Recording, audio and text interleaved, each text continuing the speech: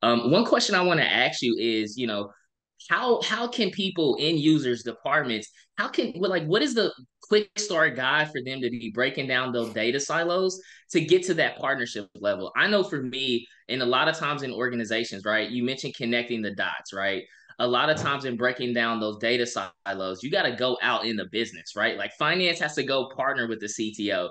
They have to go partner with the chief information officer. So, like, what would be your quick start guide for people to go action and to take to break down those data silos to drive that enterprise innovation? Yeah, I think part of it is a CIO or CTO's organization making the platforms available. So if it's a central repository or a data lake as they call it, to make that data lake available so that the right data for the right role is indeed available for that business unit. So we don't have one department reaching out to the other department as a peer to peer kind of an ask, but if a central enterprise data repository is available, then everybody can chime in, everybody can kind of put their hand in and get what they want, right? So that's kind of where the entire data innovation is happening, where collecting the right data, aggregating it, cleansing it, and then drawing value from it. That entire data to value supply chain is most fundamental. The other thing that is happening is that, like, let's take sustainability for example, right?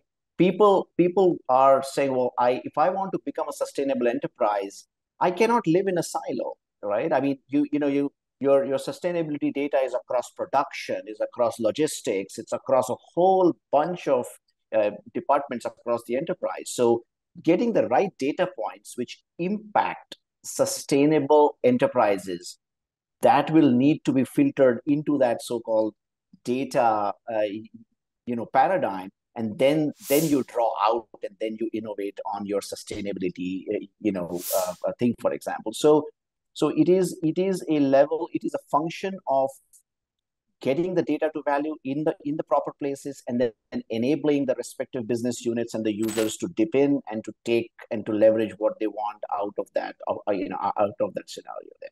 Yes. That's awesome, man. I think if I would just add to that, and looking back over my, finance career and leading a lot of high growth finance organizations, one thing that's been really helpful for me to break down those data silos to drive innovation is a framework that I call the decision cycle. And basically what the decision cycle is, that's the what is the cycle of how the business makes decisions, right? And to me, that decision cycle breaks out to five core pillars. The first one is processes drive data. Data is then turned into information. Information is shared through knowledge to ultimately make a business decision.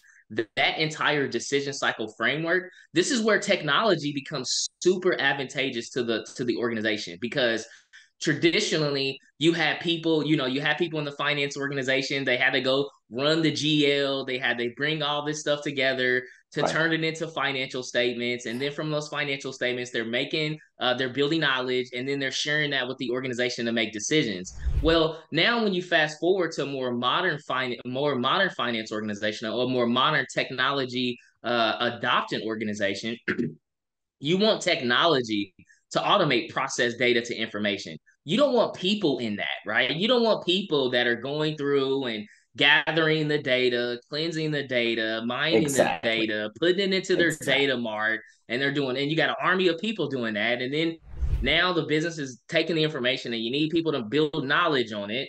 So to me, that decision cycle framework coupled with technology is the best in class, because now you get the tools and technology to help automate and streamline process to information. Then you incorporate the people right at that knowledge and decision making phase. That to me is, like, I think, a scalable way for any organization, whether you're enterprise all the way down to seed SMB level companies, that you can help drive innovation. But I think, the most important aspect of that is what you mentioned too, right? Like, you've got to make sure you're bringing the data that the business needs. Too many times I see in finance organizations, right, Jagadish, where they're measuring like 80 different things. And it's like, I ask myself, how could you be successful in improving 80 different core metrics? Like, like, unless you have an army of people that are dedicated to those 80 That's metrics, right. streamline your data. Get the data that is actually making insights, that's driving action.